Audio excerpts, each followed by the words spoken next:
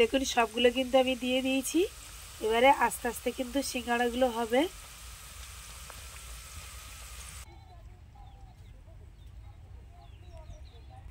নমস্কার বন্ধুরা, সুধা ভিলেজ ব্লগে আপনাদের সবাইকে স্বাগত। আবার একটা নতুন ব্লগ নিয়ে চলে এলাম। আপনারা আমার সঙ্গে থাকুন আর শুরু থেকে শেষ পর্যন্ত ব্লগটা দেখতে থাকুন। আশা করি আজকের ব্লগটা ভীষণ ভীষণ ভালো লাগবে। আর প্লিজ আপনারা আমাকে সাপোর্ট করুন, আমার পাশে থাকুন। আর আজকের কিন্তু আমি একটা বাগানের সবজি, এই যে আমাদের ফুলকপি হয়েছে বাগানে, সেই ফুলকপি দিয়ে আজকের একটা রেসিপি দেখাবো। তো আজকে সিঙ্গাড়া বানাবো, ফুলকপির সিঙ্গাড়াটা। তো এখন আমি যে বাগান থেকে ফুলকপি তুলে নেব। দেখুন বাগানে কিন্তু কতগুলো ফুলকপি হয়েছে দেখুন। আর আমরা কিন্তু অনেকগুলো কিন্তু ফুলকপি তুলে কিন্তু খাওয়া হয়ে গেছে। তো আজকের ভাবলাম একটা সিঙ্গাড়া বানানোর জন্য একটা ফুলকপি তুলে নিই। তো এই জন্য আপনাদের সঙ্গেও শেয়ার করব। এই জন্য তুলতে চলে এলাম ফুলকপি। আর এই ফুলকপিটাই তুলবো। দেখুন এই ফুলকপিটাই কত বড় হয়েছে, সবচেয়ে বড় কিন্তু এইটা, আর সব কিন্তু মিডিয়াম ছোট। তো এখন আমি ফুলকপিগুলো তুলে নেবো। এটা ওরে বাবা,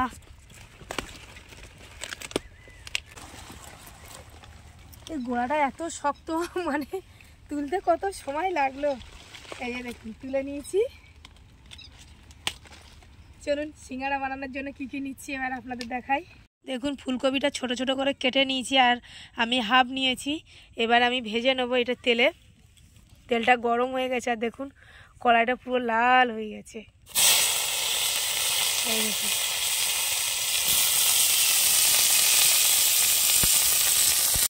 দেখুন ফুলকপিটা ভেজে নিয়েছে লবণ, হলুদ আর লঙ্কার গুঁড়ো দিয়ে। আর এখানে কি কি মশলা নিয়েছি দেখুন। এখানে নিয়েছি 5 ফোড়ন, গোটা জিরে আর তেজপাতা, আদা একটু পেস্ট করে নিয়েছি। আর এখানে একটা শুকনো লঙ্কা, গুঁড়ো লঙ্কা আর লাল লঙ্কার গুঁড়ো, আর চিনি আর লবণটা নেওয়া হয়নি, ওটা নিয়ে নেব।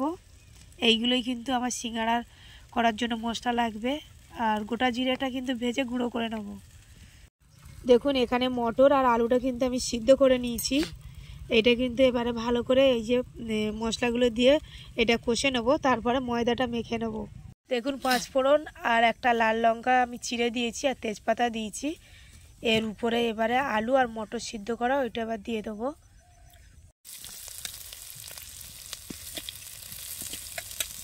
দেখুন ফুলকপিটাও কিন্তু দিয়ে দিচ্ছি, এই যে ভাজা ফুলকপি সব একসঙ্গে কিন্তু আমি মিশিয়ে নেব। নিয়ে তারপরে আরও যে মশলাগুলো আছে এগুলো দিয়ে দেবো। এই যে দেখুন একসঙ্গে মিশিয়ে নিয়েছি। এবার আমি লঙ্কার গুঁড়ো, হলুদ গুঁড়ো আরও এবারে একটু করে দিয়ে দেবো। তারপরে আদা দিয়ে দেবো। দিয়ে ভালো করে কিন্তু মশলাটা একসঙ্গে মিশিয়ে নেব।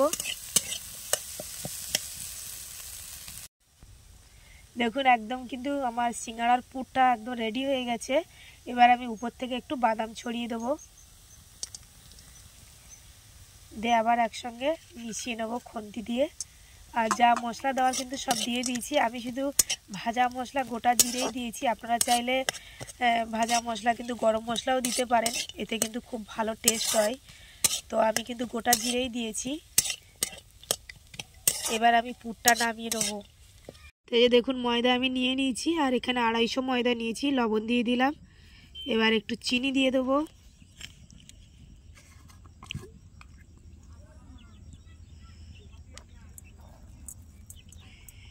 এবার একটু সাদা তেল দিয়ে দেবো।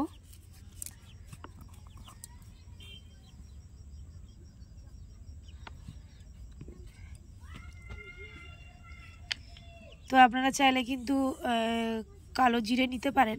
তো আমার হাতের কাছে কালো জিরে ছিল না, ওই জন্য এমনি শুধু আমি ময়দাটা মেখে নিলাম। ওইটা দিলে কিন্তু খুব ভালো লাগে সিঙ্গাড়াতে। তো এই যে ভালো করে কিন্তু মিশিয়ে নিচ্ছে একসঙ্গে। আর আমার হাজব্যান্ড আমার সঙ্গে একটু হেল্প করে দিচ্ছে, ও কিন্তু ময়দাটা মেখে দিচ্ছে। দেখুন ময়দাটা কিন্তু আমি ভালো করে মাখিয়ে নিয়েছি। আর দেখুন এইভাবে কিন্তু ময়ামটা ভালো করে করতে হবে।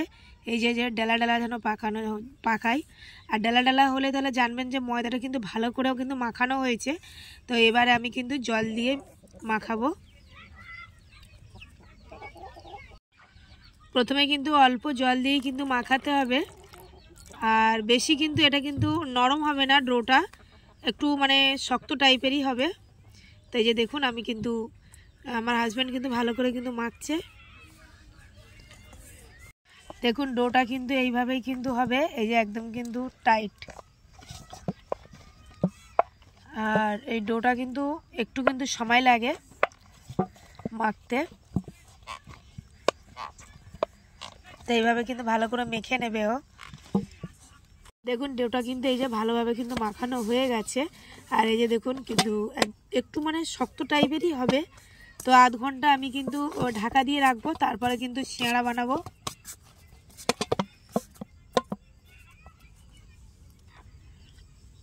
তো এইভাবে কিন্তু লেচি কেটে নিতে হবে। আর এই যে একটা কিন্তু বেলে নিয়েছি, এইভাবে এই যে লম্বা করে বেলে নিয়েছি। এবার মাঝখান দিয়ে ছুরি দিয়ে কেটে নেব। এই যে কেটে নিচ্ছি দেখুন। দেখুন আরেকটা কিন্তু এইভাবে কিন্তু বেলে নিয়েছি, আবার মাঝখান দিয়ে আবার কেটে নেব একইভাবে। তো এইভাবে কিন্তু আমি সবগুলো বেলে নেব। তো এবার কিন্তু এই যে সিঙ্গাড়াটা মুড়ে নেব।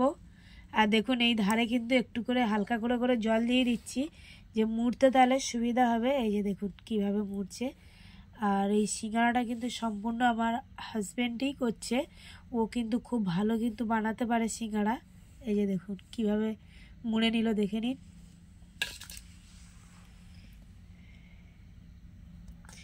এই যে পুর একটু দিয়ে দিল, আর পুরটা একটু বেশি করেই দিচ্ছে যাতে মানে খেতে ভালো লাগবে।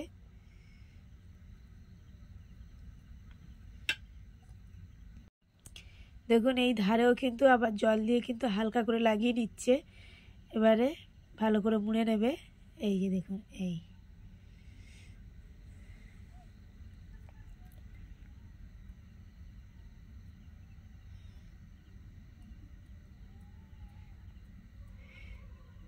দেখুন কি সুন্দর কিন্তু মুড়ে নিল। আর আমি এই মোড়াটা ঠিক পারি না, ওই জন্য আমি বানাইনি, ওই জন্য ও বানালো। এই যে দেখুন কি সুন্দর বানিয়েছে সিঙ্গাড়াটা, খুব সুন্দর হয়েছে। এই যে দেখুন। তো এইভাবে কিন্তু সব সিঙ্গাড়াগুলো বানিয়ে নেবে। আরও একটা কিন্তু এই যে দেখুন বানিয়ে নিচ্ছে।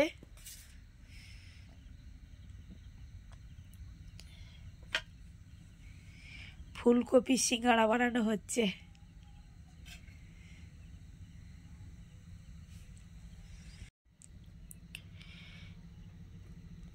দেখুন এইভাবেই কিন্তু মুড়ে নিচ্ছে। আর এইভাবেই সবগুলো কিন্তু সিঙ্গাড়া বানিয়ে নেবে। দেখে নিলেন যে আপনারা তাহলে বানাবেন কিভাবে সিঙ্গাড়া মুড়তে হয়। খুব সুন্দর বানিয়েছে, দেখছেন তো কি সুন্দর হয়েছে। দুটো বানিয়ে নিল। এইভাবে কিন্তু সবগুলো বানিয়ে নেবে। দেখুন সবগুলো কিন্তু আমার বানানো হয়ে গেছে। এবারে কিন্তু তেলে ভেজে নেব। দেখুন কড়াইটা কিন্তু আমি বসিয়ে দিয়েছি, আর এবার তেল দিয়ে দেবো। এই যে দেখুন সাদা তেল দিয়ে দিচ্ছি। আর তেল কিন্তু বেশি হিট করবেন না, মানে হালকা গরম হবে সেই সময় কিন্তু সিঙ্গাড়াগুলো দিতে হবে। বেশি গরম তেলে কিন্তু সিঙ্গাড়া দিলে ভালোভাবে কিন্তু ভাজা হবে না, ভিতরে কাঁচা থেকে যাবে। তো তেলটা এখন হালকা গরম হতে দেবো। তো তেলটা কিন্তু হালকা গরম হয়ে গেছে। আর এই যে দেখুন আমি সিঙ্গাড়াগুলো দিয়ে দিচ্ছি। এই দেখুন আস্তে আস্তে কিন্তু হবে। আর আমার কিন্তু মানে জালটা আসতেই থাকবে।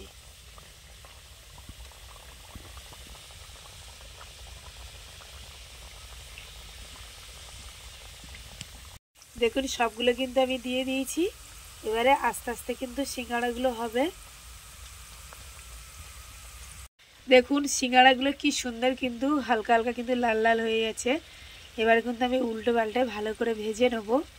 আর ওই যে কিছু কিছু কিন্তু আমি উল্টে দিয়েছি ওই সিঙ্গাড়াগুলো, আর এদিকেও কিন্তু আমি উল্টে দিয়েছি। তো এইভাবে কিন্তু আমি ভেজে নেব।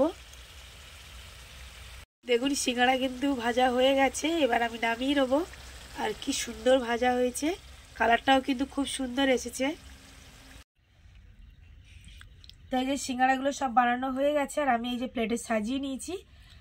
আর আমি কিন্তু এখানে চায়ের সঙ্গেই কিন্তু আমি নিয়েছি সিঙ্গাড়া খাবো বলে। আর আমার চায়ের সঙ্গে বেশ ভালো লাগে।